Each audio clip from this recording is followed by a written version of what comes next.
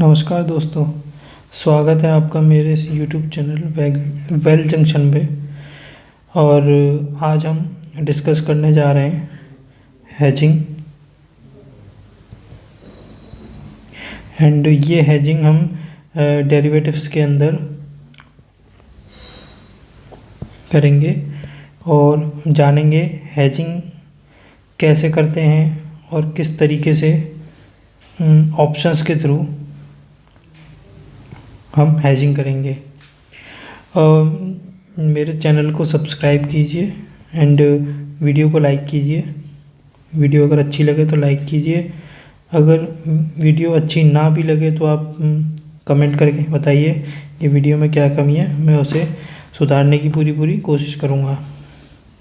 अब आगे बढ़ते हैं। जैसे कि मेरे जो बाकी वीडियो हैं, जैसे कि पीसीआर का, डेरिवेटिव टेक्निक वगैरह एंड हैजिंग स्ट्रेटजी, ये सब जो कि इंट्राडे के हिसाब से वीडियो बनाए गए हैं, इन्हें आप देखना चाहें तो देख सकते हैं।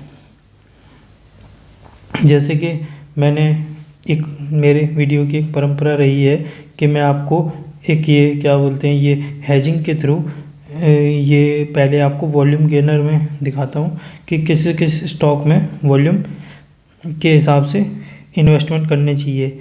जैसे कि फिफ्थ नंबर पे हमारा 5th number and 7th number and 12th number, ये 3 स्टॉक हैं जो कि टॉप वॉल्यूम गेनर की में आए हैं, जिसमें टॉप 10 के अंदर स्टॉक में परसेंटेज से भी इंक्रीमेंट है and volume turnover and 1 week में वॉल्यूम भी इंक्रीज़ हुआ है। तो इनमें से आप जो भी स्टॉक जो बुलिश पैटर्न बन रहा हो, जैसे कि मैंने अपने पिछले वीडियो में आपको बताया है, उसमें से आप देख सकते हैं। अब मैं आपको बताने जा रहा हूँ हैजिंग के। जैसे मेरे पिछले वीडियो में, जो कि मेरी एक डेरिवेटिव्स दुनिया करके एक सीरीज है, जिसका ये एपिसोड नंबर 2 है, जिसमें मैं हैजिंग से रिलेटेड आपको सारी बातें बताऊंगा कि हैजिंग किस तरह से करनी चाहिए। अब एक चीज़ ये है कि डेरिवेटिव्स में फ्यूचर्स से हैजिंग होती है,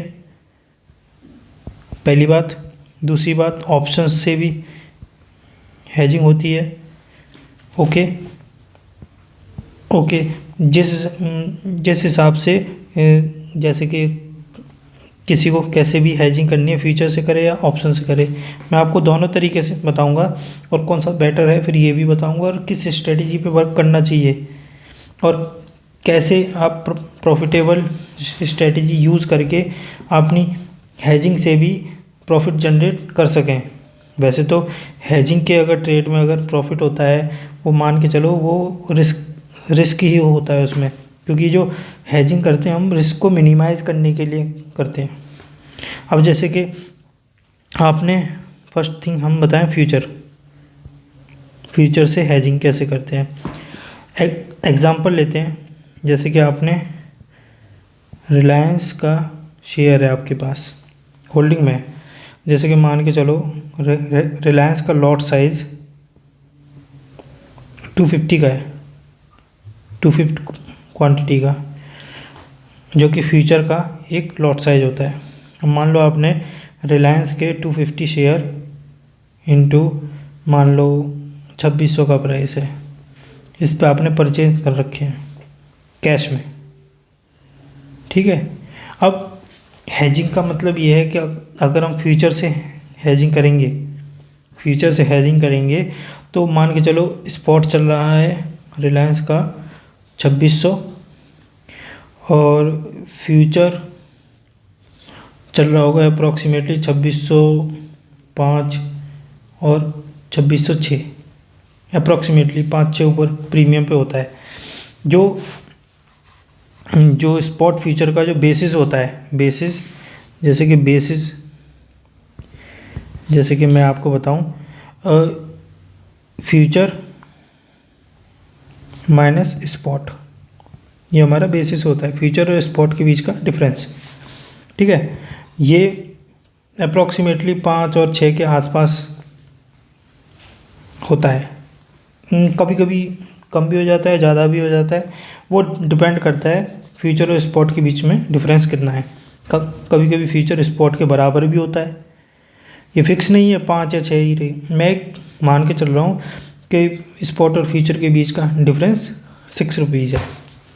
तो मान के चलो आपने स्पॉट पे 2600 के प्राइस पे कैश में ले रखे हैं, आपने फ्यूचर शॉर्ट कर दिया 2606 पे। अब आफ्टर 1 मंथ जब एक्सपायरी होती है कॉन्ट्रैक्ट की, ये स्पॉट पे एक्सपायर होगा, मान लो एक्सपायर हुआ 2700 पे, तो 2700 का मतलब 100 पॉइंट्स का फ्यूचर में हो गया लॉस और स्पॉट में 100 पॉइंट्स का हो गया प्रॉफिट।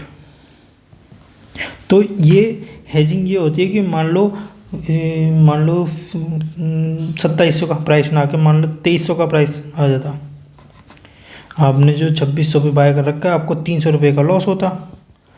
तो उसी ये 300 रुपये के डिफरेंस को मान लो मार्केट कितनी भी गिर जाए, फ्यूचर से अगर शॉर्ट कर देंगे तो उसका जो हमारा रिस्क है वो कम्प्लीटली मिनिमाइज हो जाएगा। हमको ज़्यादा प्रॉफिट भी नहीं होगा, ज़्यादा लॉस भी नहीं होगा। एक तो ये फ्यूचर के साथ हेजिंग है। अब मान लो सपोज करो किसी के पास फ्यूचर ट्रेड करने का ऑप्शन ही नहीं है, तो एक दूसरा होता है सिंथेटिक फ्यूचर। अब सिंथेटिक फ्यूचर क्या होता है? ये सिंथेटिक फ्यूचर बनता है हमारा ऑप्शंस के थ्रू। आपने पहले कभी सुना होगा कि नहीं सुना होगा, लेकिन सिंथेटिक फ्यूचर हमारा फ्यूचर से की तरह ही वर्क करता है, लेकिन वो ऑप्शंस के थ्रू बनता है। जैसे कि मान लो 2600 की सी और 2600 की पी। मान लो आपने एक तो यहाँ पे फ्यूचर शॉर्ट किया, ठीक है, एक ऑप्शन। दूसरा ऑप्शन है आपने सिंथेटिक फ्यूचर शॉर्ट किया। अब सिंथेटिक फ्यूचर शॉर्ट कैसे होगा ये देखिए, मैं आपको समझाऊं। सिंथेटिक फ्यूचर शॉर्ट क्या होगा, 2600 की पी बाय करिए, प्लस का मतलब बाय होता है, और 2600 की सी सेल करिए। ये आपका एक पेयर बन गया, जो कि एक बना सिंथेटिक फ्यूचर। अब रिलायंस का शेयर नीचे कहीं भी जाए वो वर्क करेगा एज ए फ्यूचर की तरह, क्योंकि अब मैं आपको नेक्स्ट वीडियो में आपको ग्रीक्स के बारे में बताऊंगा, जिससे कि आपको पता चलेगा कि theta, delta, gamma, basically theta और डेल्टा ही ज़्यादा यूज़ होते हैं, गामा तो एक्सपायरी वाले दिन ज़्यादा होता है। बेसिकली ये होता है थीटा और डेल्टा। इनके बारे में मैं आपको डिटेल में वीडियो दूंगा, जो कि मेरा मोस्ट प्रोबेबली नेक्स्ट एपिसोड होगा इस डेरिवेटिव्स दुनिया का। आज जो हम हेजिंग के बारे में समझने जा रहे हैं उसमें आगे बढ़ते हैं। जैसे कि मैं इसमें आपको एक बता दूं, जैसे 2600 ATM है एट द मनी का डेल्टा 0.5 होता है, ओके। कॉल होगी तो +5 और पी होगी तो -5। एंड फ्यूचर का डेल्टा ऑलवेज 1 होता है, ये याद रखना। फ्यूचर का डेल्टा ऑलवेज 1 होगा। अब जैसे कि इसमें अप्रॉक्सीमेटली मान के चलो 1 के आसपास ही होगा कॉल का। जैसे कि आपने कॉल करिए शॉर्ट, ओके, कॉल माइनस करिए, जिसका डेल्टा 0.50 है, इसको किया है आपने माइनस, ठीक है। अब मैथमेटिकल कैलकुलेशन देखना कितनी सटीक बैठेगी। और आपने पुट किया है प्लस, ठीक है। अब इसको नेट में देखना, नेट में क्या आएगा, -0.50 -0.50, तो -1.00, माइनस का मतलब हो गया शॉर्ट, ओके, और 1 हो गया इसका डेल्टा। ऐसी कैलकुलेशन आपको यूट्यूब पे कोई नहीं बताएगा डेल्टा के बारे में, ऐसे कैलकुलेशन करनी, जो कि मैं आपको नेक्स्ट वीडियो में डिटेल्स में समझाऊंगा कैसे क्या होता है। अब थर्ड वन, ऑप्शंस के थ्रू, ऑप्शंस के थ्रू हेजिंग कैसे करें।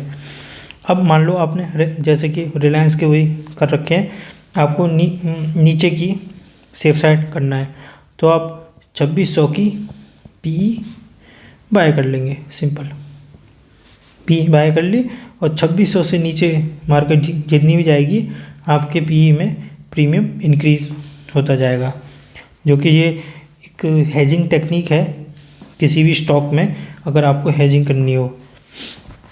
अब दूसरा मैं आपको एक चीज़ और स्पेशल, जो कि मैं अपने व्यूअर्स को एक स्पेशल चीज़ बताना चाह रहा हूँ, जो कि स्ट्रेटेजी है, जो कि हेजिंग यूज़ करके कोई भी ट्रेडर कभी भी कैसे भी यूज़ कर सकता है, जो कि एक जैकपॉट स्ट्रेटेजी है, ओके। अब मान लो कि आपने स्प्रेड है निफ्टी का, मान लो एटीएम का स्प्रेड ले लिया, मान लो 21,700 की सीई और 21,700 की पीई, ये कैलेंडर, जैसे कि मैंने आपको बताया था कैलेंडर स्प्रेड, दोनों ये शॉर्ट होंगे, ओके। ऐसे ही नेक्स्ट वाले 21,700 सी, 21,700 पी, दोनों प्लस होंगे, ओके। ये कैलेंडर स्प्रेड बन गया। जैसे कि मार्केट अगर 200-300 पॉइंट की रेंज में ही फ्लक्चुएट करती है, तो आपको इसमें जो भी बेनिफिट है डेल्टा थीटा का बेनिफिट आपको मिल जाएगा। एक ये है कि मान लो 21,700 की आपने सी कॉल शॉर्ट करी है, 21,800 की आपने सी कॉल प्लस करी है, तो ये 100 पॉइंट का आपको मैक्सिमम लॉस होगा। जैसे कि मान लो ये आपने 48 पे किया स्प्रेड शॉर्ट, तो मैक्सिमम लॉस आपका 52 का है, 52 पॉइंट्स का, चूँकि 100 पॉइंट्स का स्प्रेड है, ओके। एक तो ये हो गया, ये हो गया बुल कॉल स्प्रेड।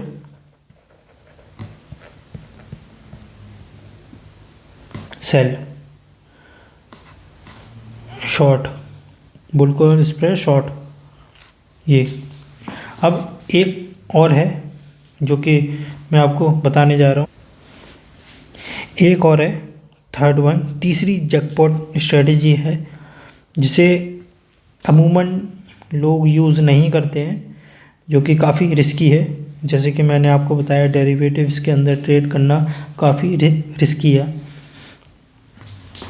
जैसे कि मान लो 21,700 मार्केट चल रही है, 22,000 की आपने कॉल करी बाय, ओके,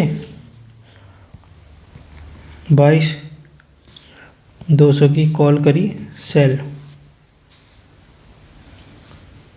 और 22,300 की कॉल एक करी और सेल। अब ये एक बाय हुआ और 2 सेल हो गए। ये बेसिकली होता है रेशियो स्प्रेड, ठीक है। अब मान लो ये 120 पे बाय किया और ये मान लो 40 पे सेल करी और ये 30 पे सेल करी, तो नेट में आपको 70 रुपये यहाँ आए, 120 रुपये आपने दिए, तो 50 का आपका 50 पॉइंट्स का आपका डेबिट रहेगा, डेबिट स्ट्रेटेजी है।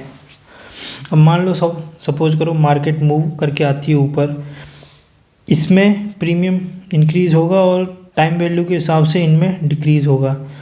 तो ये रेशियो स्प्रेड भी पेपर ट्रेड करके देखना, 1:2 का रेशियो स्प्रेड, इसमें आपका डेल्टा के हिसाब से प्रॉफिटेबल स्ट्रेटजी बनती है। इसे पेपर ट्रेड कीजिए, टेस्ट कीजिए, अगर इसमें वर्किंग है तो आप कीजिए, नहीं तो इसे इग्नोर कर दीजिए। और एक ये चौथी में स्ट्रेटजी जो आपको बताने जा रहा हूँ, अब मैं आपको चौथी स्ट्रेटजी तो नहीं बताऊंगा, लेकिन आपको इन सब के बारे में एक चीज़, एक इन्फॉर्मेशन बताना चाहता हूँ। जैसे कि मान लो आपने हेजिंग करी, ठीक है, हेजिंग मीन्स जो कि मैं इसमें आपको समझाऊँ, बुल कॉल स्प्रेड जो शॉर्ट किया है, जैसे कि 21,700 है, ये शॉर्ट किया है और 21,800 आपने बाई किया है।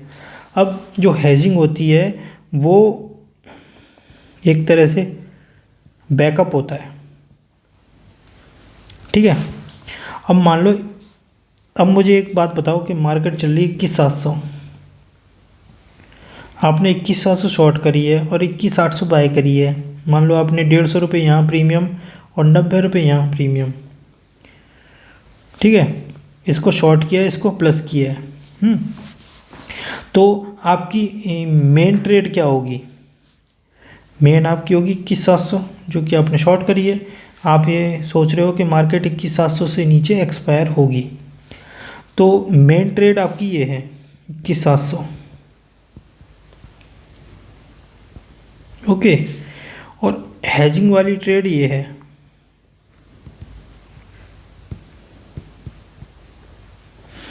अब सपोज करो, एक चीज़ ये याद रखना, जब भी आपके हेजिंग में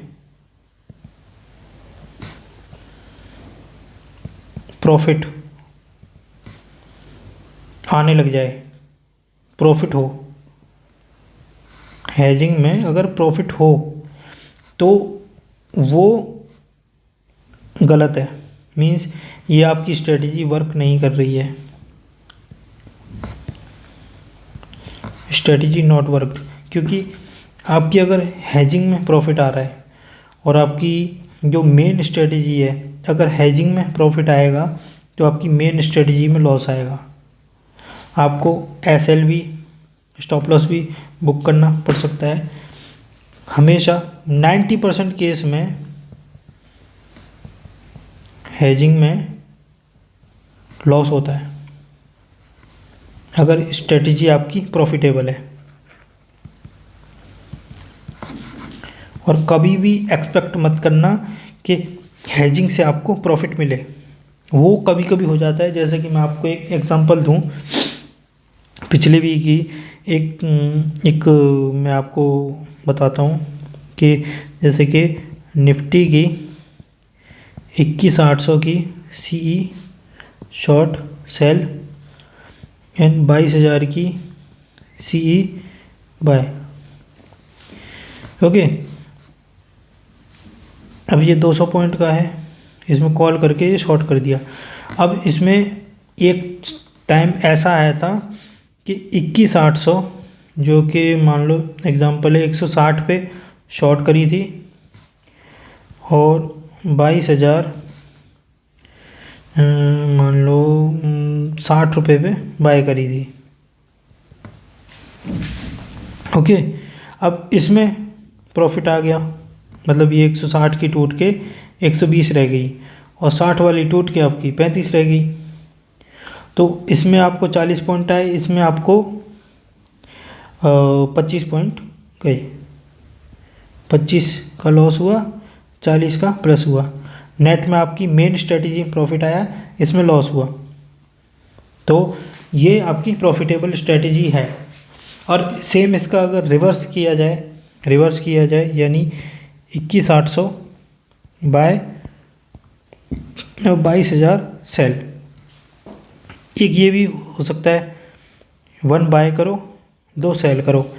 जैसे कि मैंने आपको बताया 160 पे प्लस किया 1 और 60 पे 2 शॉर्ट कर दिए, तो नेट में आपको 40 पॉइंट का लॉस होगा, ठीक है, जो कि 40 पॉइंट डेबिट बनेगा, ठीक है। अब इसी को ही अगर 1:2 में करें, जैसे कि यही ट्रेड, ये वाला ट्रेड अगर यहाँ पे करें, 160 पे किया आपने बाय, 120 पे किया आपने सेल, तो 40 का लॉस, 40 पॉइंट, और यहीं 60 पे किया आपने सेल, ठीक है, और 35 पे किया बाय, आए 25 पॉइंट है, ठीक है, लेकिन क्वांटिटी अपनी 2 थी, तो यहाँ पे 50 पॉइंट हुए नेट में और यहाँ 40 हुए, तो नेट में आपके 10 पॉइंट्स प्रॉफिट के हुए। तो एक ये स्ट्रेटजी भी होती है जिस पे आप वर्क कर सकते हो, ठीक है। और हाँ, मैं आपको एक चीज़ और इम्पोर्टेंट बात बताना चाहता हूँ, जैसे कि 30 जनवरी को मैंने एक वीडियो डाला था जो कि स्टॉक सिलेक्शन के लिए ट्रावेस्टिंग करके, तो ये उसमें मैंने एक रिकमेंड दिया था 30 जनवरी को ही ऑर्चिड फार्मा, जो कि 863 का प्राइस क्लोज़ किया था, जैसे कि मैंने आपको आज वीडियो के स्टार्टिंग में बताया था वॉल्यूम गेनर का, उसी दिन का मैंने शॉर्टलिस्ट करके वॉल्यूम गेनर में 863 के प्राइस पे ऑर्चिड फार्मा दिया था। अब ऑर्चिड फार्मा आज के टाइम पे 1092 पे ट्रेड कर रहा है, जो कि देख लीजिए आपको 10-12 दिन के अंदर स्टॉक आपका कितना गेन कर गया। तो मान के चलो 863 से लेके लगभग इसने 1102 का हाई टच किया है, 1092 पे क्लोज़ किया है। एक दूसरा स्टॉक था दौलत एल्गो, ये भी आपका 30 जनवरी को ही मैंने बताया था स्टॉक, जो कि 73 रुपये के आसपास ट्रेड कर रहा था, 73-90, तो वो नेक्स्ट डे ही आपका 88 चला गया एंड कुछ दिनों बाद उसने 91 तक टच किया, 91.25 का क्लोज था 8 फरवरी को।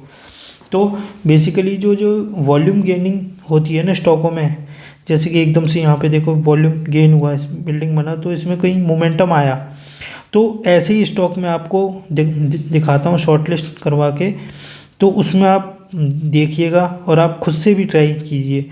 अगर आपको ऐसे स्टॉक मिलते हैं तो उनमें आप पेपर ट्रेड कीजिए, पेपर ट्रेड नहीं कर पा रहे तो एक शेयर से ट्रेड कीजिए, लेकिन कीजिए, तो आपको पता चलेगा कि स्टॉक में कैसी मूवमेंट आती है, क्या होता है। और आगे के लिए मैं आपको एक ऑप्शंस ग्रीक के लिए नेक्स्ट वीडियो आपको दूंगा, जिससे आप समझ जाएंगे कि ऑप्शंस ग्रीक वर्क कैसे करते हैं। और आपका बहुत बहुत शुक्रिया वीडियो को यहाँ तक देखने के लिए। मैं आपको नेक्स्ट डे अब नेक्स्ट जो मेरा वीडियो आएगा उसमें मैं आपको और इम्पोर्टेंट चीज़ बताऊंगा, जैसे कि स्टॉक के अंदर भी ऑप्शंस के अंदर कैसे ट्रेड करा जाए, उसकी एक सटीक स्ट्रेटजी जो मैं आपको बताऊंगा जो नेक्स्ट वीडियो में। उसके लिए थैंक यू, धन्यवाद।